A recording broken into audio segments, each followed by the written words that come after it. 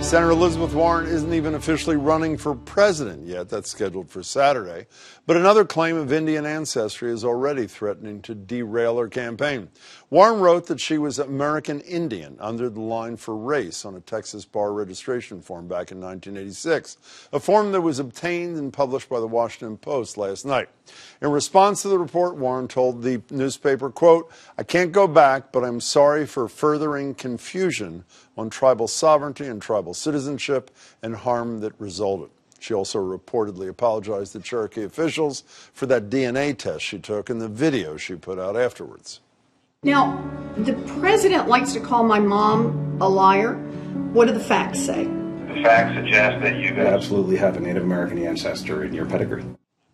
It's controversy Warren just hasn't been able to shake, thanks at least in part to this man. Pocahontas. They always want me to apologize for saying it. Well, they may want him to apologize, but he never does. Not for repeatedly calling Warren Pocahontas, not for failing to condemn neo-Nazis after Charlottesville, not for lying about his payments to Stormy Daniels, and I could go on.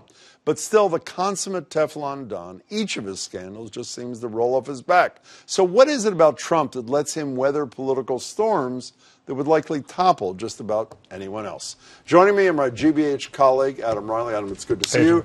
Gonzalo Bacigalupe is a professor of counseling psychology at UMass Boston. Gonzalo, it's great to see you again. Thank you again. You're the perfect person to start with. You were in Puerto Rico, Iowa, and New Hampshire, and I think some more trips to come. Yeah. Did you see Joan Vanocchi's column in the Globe online? Here are the first two lines of her piece. Who can beat Donald Trump in 2020? Not Elizabeth Warren. Pretty strong words from a local columnist who believes in women candidates. You admit at least this makes the road to the White House a lot rockier for this candidate, yes? Yeah, I don't think it helps her at all. And I think the most important thing that I can bring up here is when I've followed her in these various stops, people who really like her are concerned about her handling of this issue. There's concern that she gave the president more information to make fun of her with, to goad her with. Watching that video, the clip that you played at the beginning, it is incredibly striking that she thought she had basically dunked on the president, to use a basketball analogy. She thought this was going to be the end of the issue. It was telling him, pay up the money that you said you were going to give me to a charity of my choice.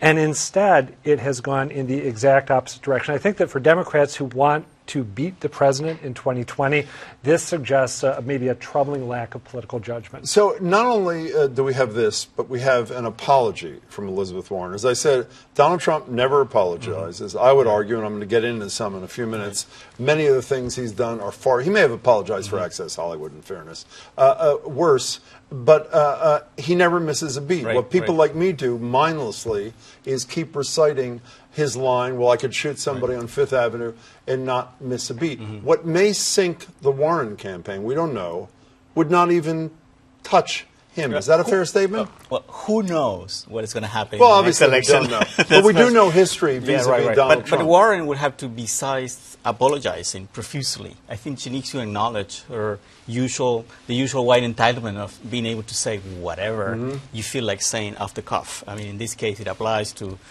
my senator. And the question is, what is she going to do to repair? And maybe there's an opportunity there to do something different from just, some apology. But my point, Gonzalo, is you say that's perfect, that what is she going to do to repair?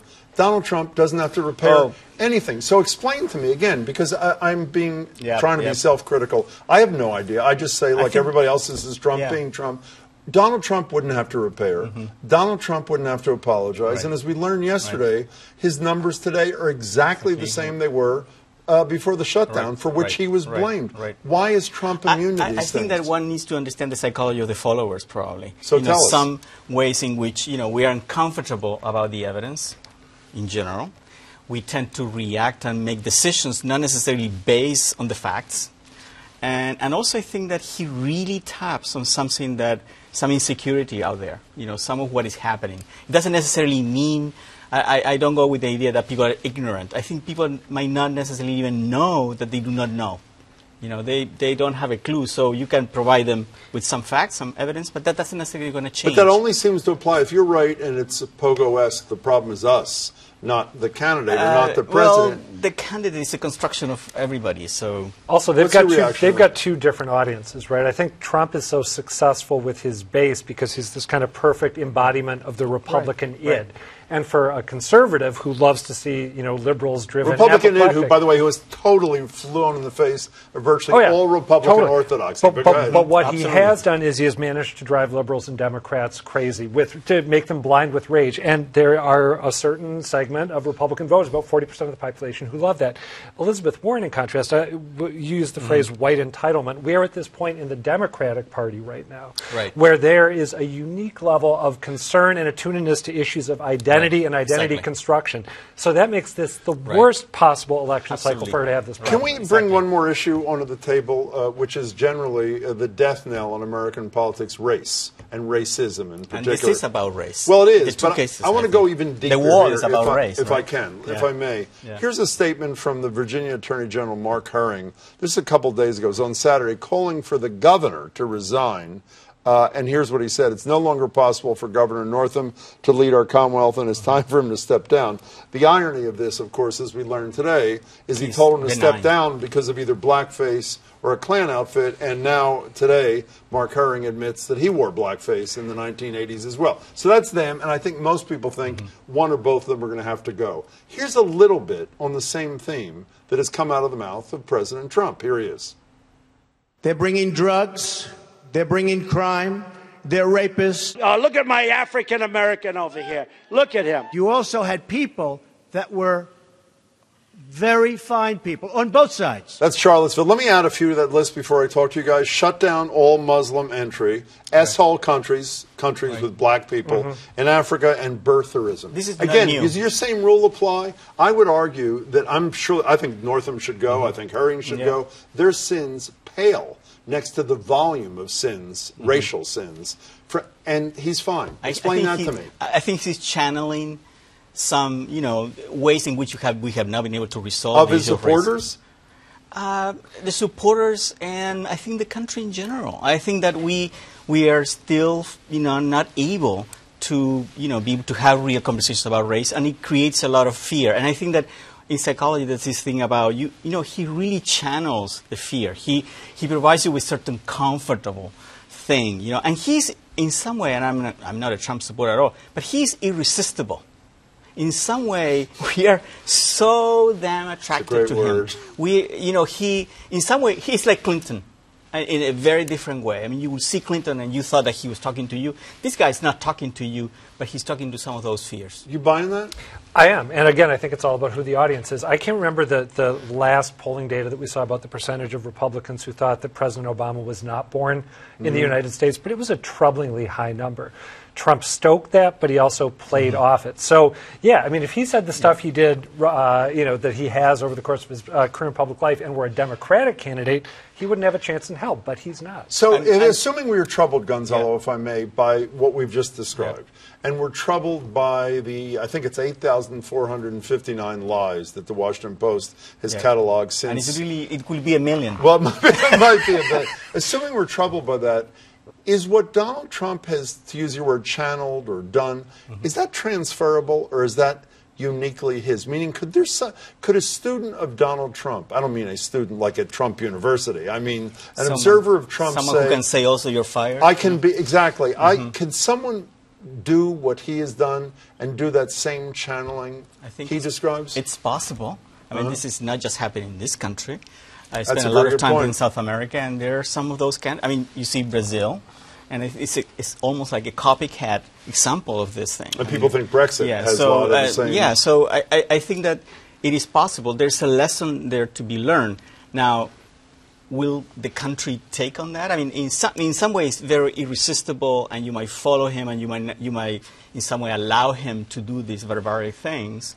But, the mood could change. I mean, and some of those supporters could move in another direction. So this may be absurd. Is there a lesson? We're talking about students of Donald Trump. Is there a lesson in Trump that could be embraced by Elizabeth Warren to allow her to survive this? Tough question. I guess, and this might be a little bit of a reach, what I would love to hear from her, when she's talked about this on the campaign trail, when she's addressed the concerns that I was talking about, when people would ask her questions, she doesn't really talk about her motivation for identifying this way, and she doesn't talk about changing her self-identification. If she could provide an authentic-sounding explanation of why she decided to embrace these labels, minority, Native American, Trump American doesn't provide Indian. any explanation. No, but he comes that, well, across, yeah. I think, as authentic, whether you love him or hate him. I see. And to my ear, her explanations have sounded a little engineered, so maybe she needs to try something. Do you have any advice? Well, I do think that Warren could provide certain, sense of morality into the discourse, and I think if she were to do something that is different from what others have done, in terms of really providing a lesson of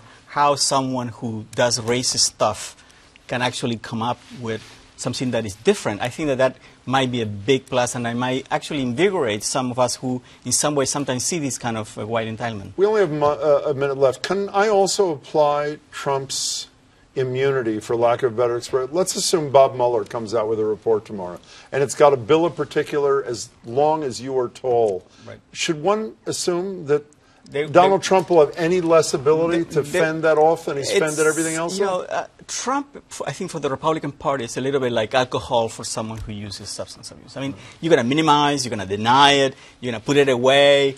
There's something addictive about him in some way. It provides them with some platform, something. So I'm not so sure that it's going to make a big difference. Quickly. I think they know what the results are, actually. How about Mueller? Can he escape that too? I can't imagine it changing the minds of more than a small amount of current Trump supporters. I'm with you. So, I don't know if you know, he's irresistible. Did you ever hear that before? Gonzalo, it's good to see you. Thanks so much, Adam. Really appreciate it. Nice to see you again. Thanks so much, gentlemen.